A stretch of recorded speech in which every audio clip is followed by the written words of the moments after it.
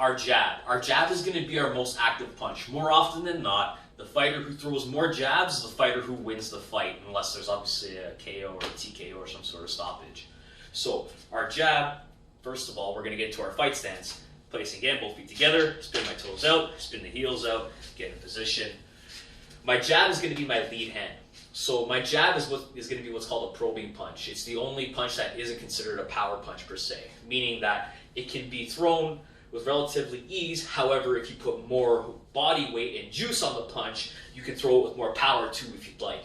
What we want to avoid when we're throwing any of our punches, whether it be our jab, our cross, or our straight, is any sort of what we call chicken winging. The last thing I want to do is tell my opponent, hey, I'm about to punch you, and then throw my punch out.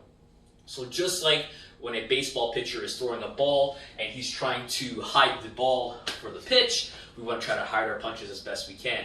So what that looks like here is I keep my hands staggered just like so. From here, I have my jab come out and bring it right back.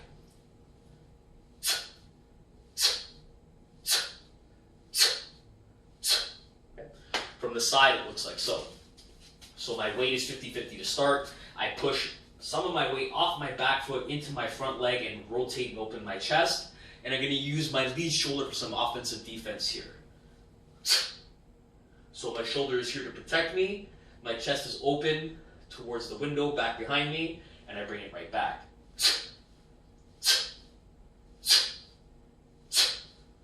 What we also want to keep in mind is that I can only throw my punch as well as it's reloaded. So I have to bring it back to my face just as fast as it goes out. If I throw a fast punch and I take my time bringing it back, I can only throw it once it's already come back to my face.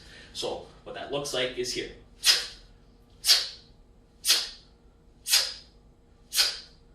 Okay.